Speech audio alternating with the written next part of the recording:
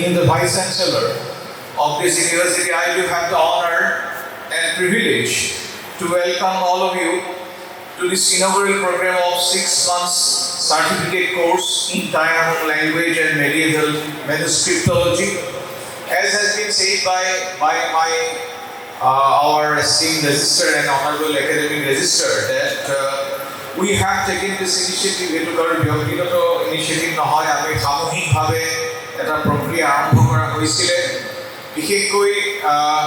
আমাৰ কাৰ্যকাল আৰম্ভ হোৱাৰ পাছত আমি ভাবিছিলোঁ যে আমি যেতিয়া কোনো IKS ইণ্ডিয়ান নলেজ সিস্টেম এইটো মূলতঃ we deduce it from north India কিন্তু আমি ভাবিছিলোঁ যে আমাৰ ভাৰতীয় জ্ঞান পৰম্পৰাত আমাৰ যিটো ইণ্ডিজিনাছ নলেজ সিস্টেম আমাৰ যিটো থলুৱা আমাৰ যিটো ইণ্ডিজিনাছ আমাৰ পৰম্পৰাগত জ্ঞান ব্যৱস্থাটোক আমি কেনেধৰণে সমৃদ্ধ কৰিব পাৰোঁ সেইখিনি কৰিবলৈ যাওঁতে শিৱসাগৰৰ মই যুৱক গতিকে শিৱসাগৰৰ এজন বাসিন্দা হিচাপে ইনফেক্ট আমাৰ মোৰ গড়মূৰত ঘৰ গতিকে সেই মৰ্মে আমি ভাবিছিলোঁ সামূহিকভাৱে যে আমি কেনেকৈ আমাৰ কিছুমান ইতিমধ্যে কোৱা হৈছে যে ভাষা হৈছে এটা জাতিৰ প্ৰতীক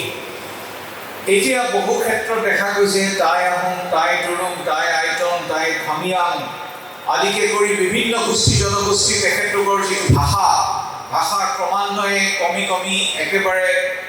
সীমিত সংখ্যক কেইজনমানৰ অৱস্থালৈ অৱনমিত হৈছে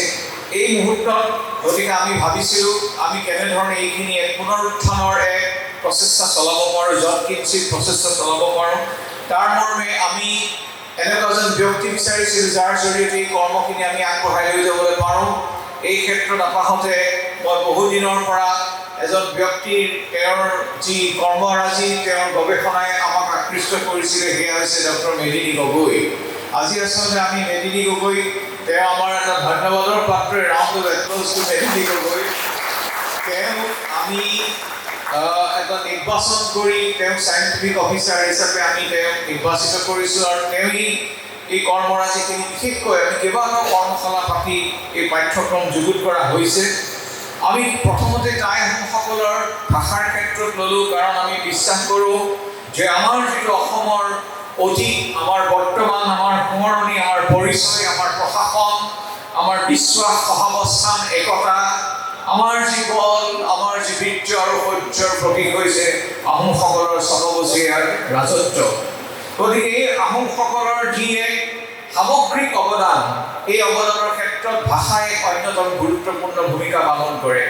আৰু আমি যদি এই ভাষা সংৰক্ষিত কৰিব নোৱাৰোঁ সংবৰ্ধিত কৰিব নোৱাৰোঁ আৰু বিজ্ঞানসন্মতভাৱে যদি এইখিনি গৱেষণা কৰিব নোৱাৰোঁ তেতিয়াহ'লে অনাগত দিনত ইয়াৰ কিমান দূৰ বাচি থাকিবগৈ এয়াই হয়তো